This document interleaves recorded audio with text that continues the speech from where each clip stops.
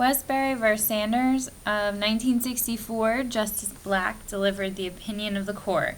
Appellants are citizens and qualified voters of Fulton County, Georgia, and as such are entitled to vote in congressional elections in Georgia's 5th Congressional District. That district, one of 10 created by a 1931 Georgia statute, included Fulton, DeKalb, and Rockdale counties, and has a population, according to the 1960 census, of 823,680. The average population of the 10 districts is 394,312, less than half of the 5th. One district, the 9th, has only 272,154 people, less than one-third as many as the 5th. Since there is only one congressman for each district, this inequality of population means that the 5th district's congressman has no represent from 2 to 3 times as many people as do congressmen from some of the other Georgia districts, claiming that these population disparities deprive them and voters similarly situated of the right under the federal Constitution to have their votes for congressmen given the same weight as the votes of other Georgians. The appellants brought this action.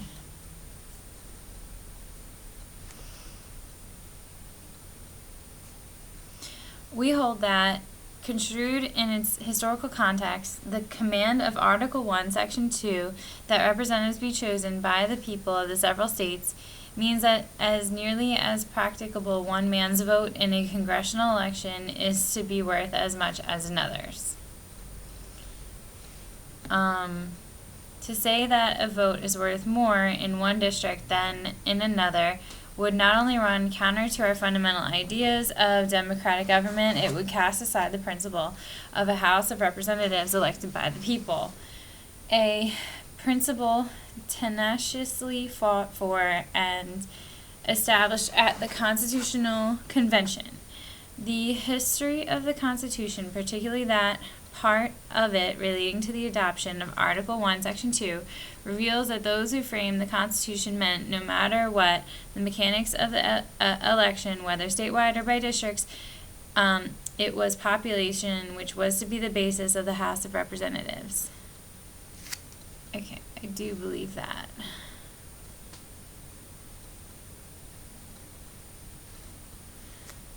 I think by the people of the several states.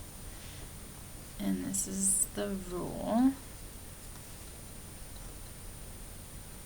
And they're trying to interpret the rule in this sentence. That's the analysis. Is the legislative intent at the time of the Constitution.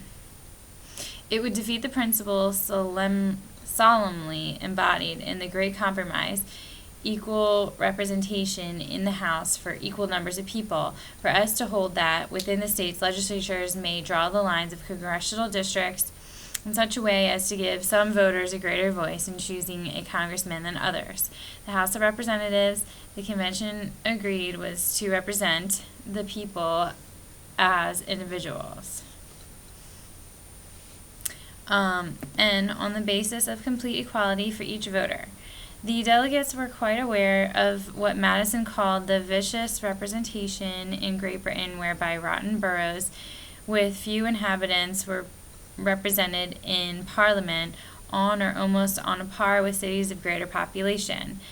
Wilson urged that people must be represented as individuals so that America would escape the evils of the English system, under which one man could send 2 members of Parliament to represent the borough of Old Sarum, while London's 1,000,000 people sent but 4.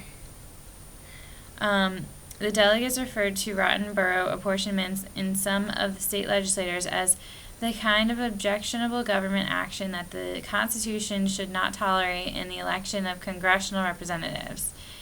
So this is just all more about legislative intent.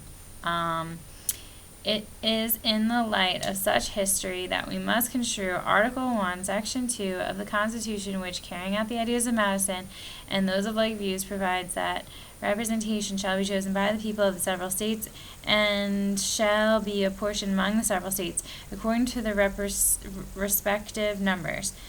No right is more precious in a free country than that of having voice in the election of those who make the laws under which, as good citizens, we must live. Other rights, even the most basic, are illusory if the people to vote is undermined. Our Constitution leaves no room for classification of people in a way that unnecessarily bridges this right. While it may not be possible to draw congressional districts with mathematical precision, that is no excuse for ignoring the Constitution's plain objective of making equal representation for equal numbers of people the fundamental goal of the House of Representatives. That is the high standard of justice and common sense for which the founders set us.